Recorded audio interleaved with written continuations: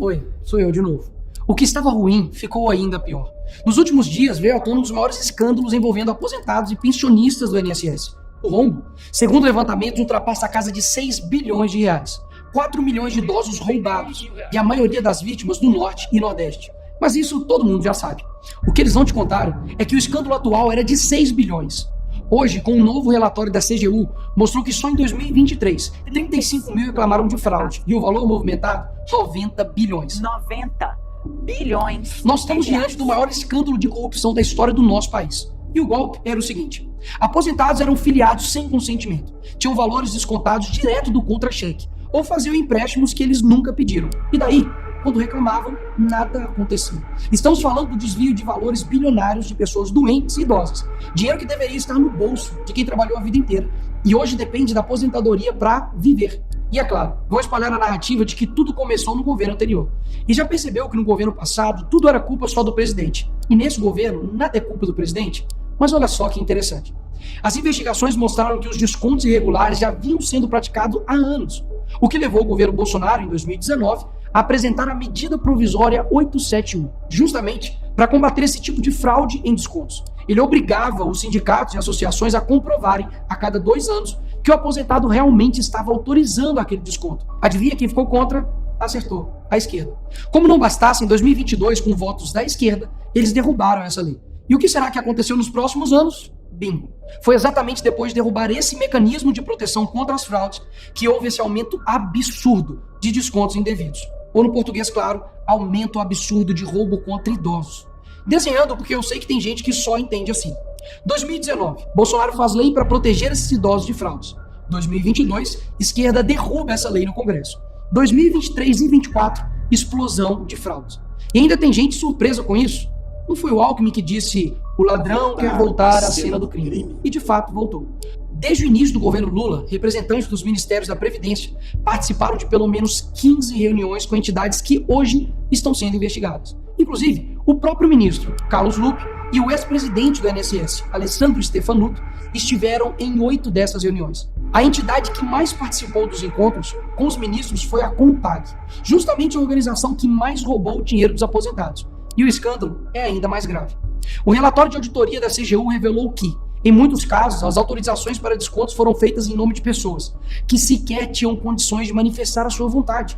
Foram encontradas situações absurdas. Pessoas com deficiência grave, impossibilitadas de assinar qualquer documento. Indígenas que vivem em aldeias remotas e não sabem ler ou escrever. E até aposentados que nem moram no Brasil.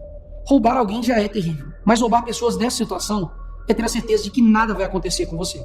Não é à toa que o relatório do próprio INSS mostra que o governo tinha ciência e sabia como barrar os descontos desde 2023. O Tribunal de Contas da União também sabia da denúncia desde 2023.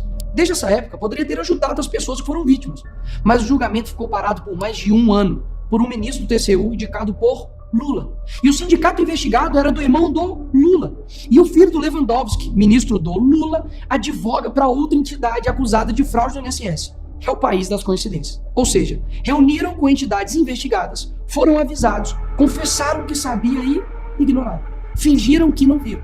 Agora, com a pressão do escândalo, o governo Lula trocou o ministro e só. Nenhuma consequência para ele. Engraçado, né? Se o pobre erra o CEP no cadastro, é fraude. Mas se o sistema desvia bilhões, é só trocar o responsável. O mesmo responsável que em 2011 também foi trocado pela Dilma por corrupção no seu ministério. Isso mesmo. Lula escolheu Carlos Lupe, um cara com histórico de corrupção para cuidar do dinheiro de idosos e doentes. E depois de 14 anos ele volta e cai de novo da mesma forma. Tudo isso está acontecendo e sabe qual é a solução do governo? O INSS usará o dinheiro do povo e devolverá o dinheiro aos aposentados e pensionistas. Traduzindo, as vítimas vão ressarcir o prejuízo das vítimas. E os criminosos, Nicolas, seguirão livres, sem punições. Que bela democracia. Eles roubam e quando a gente descobre, eles mandam a conta para o povo brasileiro pagar. Assim fica fácil roubar. É o crime perfeito. Tá, Nicolas, mas o que vocês estão fazendo contra isso?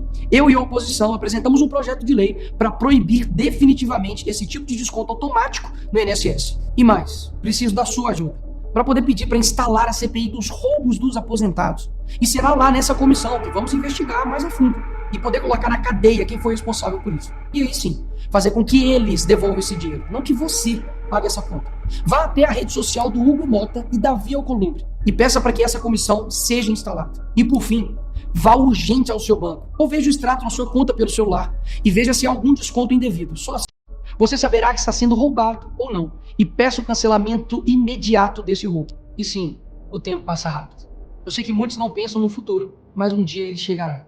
E que nesse dia tenhamos feito algo para chegar aqui diferente do que estamos vivendo agora.